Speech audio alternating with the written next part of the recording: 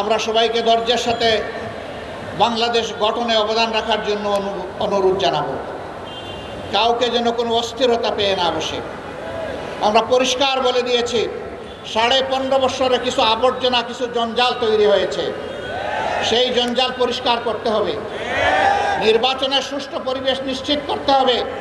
জনগণের ভোটার তালিকা শুদ্ধ এবং সুষ্ঠু করতে হবে। দেশের জনগণের করতে হবে। বিদেশে আমাদের প্রবাসীরা যারা আছে তাদেরও এই তালিকায় অন্তর্ভুক্ত করে আগামী নির্বাচন হবে ইনশাআল্লাহ। আমরা একজন নাগরিক ভোটার তালিকা তাকে বাদ পড়ুক, আমরা এটা চাই না। এর জন্য যা করা দরকার সরকারকে তাই করতে হবে। যে উদ্যোগ নেওয়া প্রয়োজন নির্বাচন কমিশনকে সেই উদ্যোগ নিতে হবে। এই উদ্যোগে আমরা কোনো ব্যতিক্রম, কোনো শিথিলতা আমরা বরদাস্ত করব না।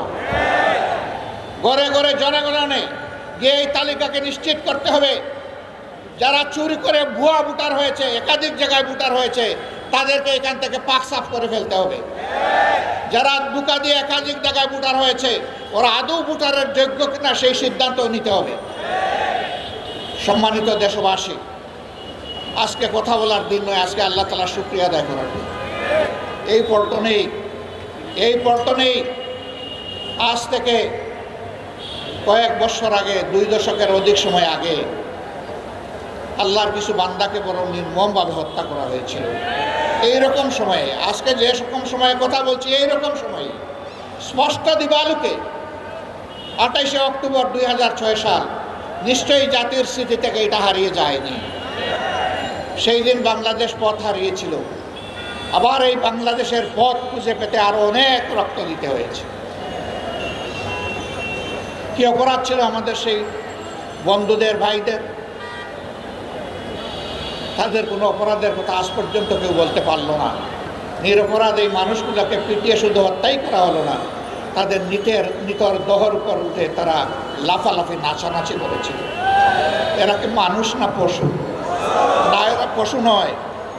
আল্লাহ তাআলার ভাষায় এরা পশুর চাইতে নিকৃষ্ট। কালানাম বালহুম আদাল্ল। আল্লাহ প্রথমে বলছেন বিবেক দিয়েছি, বিবেক অনুযায়ী কাজ করে নাই। আল্লাহ বলছেন এরা পশু। আবার আল্লাহ বলতেছেন আমি পশুকে বিবেক দেই নাই, এদেরকে বিবেক দিয়েছিলাম, এরা পশুর মতো কাজ করেছে, অতএব এরা পশু নয়, তার চাইতেও নিকৃষ্ট। একজন আক্রাসী মাফিয়া মাদারের নির্দেশে সেদিন লগি বইটা নিয়ে তার গুন্ডারা রাস্তায় নেমেছিল। তারাই তার নির্দেশে হত্যা করেছিল। এই মজলুম পরিবারগুলো সেদিন বিচার চেয়েছিল, আদালতে বিচার দায়েরও হয়েছিল, কিন্তু ক্ষমতার গরমে সেই বিচার তারা খেয়ে ফেলেছে। আমরা কথা দিচ্ছি এই বিচার আবার ফিরিয়ে আনা হবে ইনশাআল্লাহ। বাংলার জমিনে আবার তাদের বিচার হবে ইনশাআল্লাহ। এর পরবর্তী পর্যায়ে শাহবাগীদের দাবিতে যাদেরকে হত্যা করা হয়েছে, খুন করা হয়েছে, তাদেরও বিচার আবার ফিরিয়ে আনা হবে ইনশাআল্লাহ। আর যে সমস্ত শাহবাগীরা সেদিন বাংলাদেশকে চ্যালেঞ্জ করে পাল্টা সরকার গঠন করেছিল, জনগণ তাদেরও বিচার চায়। অবাক!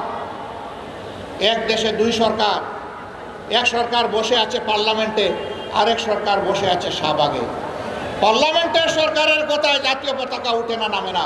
শাহবাগের সরকারের, বুয়া সরকারের কথায় পতাকা উঠে আর নামে। সেদিন আমরা দেখলাম একবার নয়, দুবার নয়, একদিন নয়, 2 দিন নয়, 1 সপ্তাহ নয়, 2 সপ্তাহ নয়, মাসের পর মাস রাষ্ট্রীয় পৃষ্ঠপোষকতায় সেই সন্ত্রাস চালিয়ে দেওয়া হয়েছে। বাংলাদেশ তুমি সাক্ষী, বিশ্ব তুমি সাক্ষী। আমরা অন্যায়ের কাছে মাথা নত করিনি, আমরা অন্যায়ের কাছে মাথা নত করব না ইনশাআল্লাহ।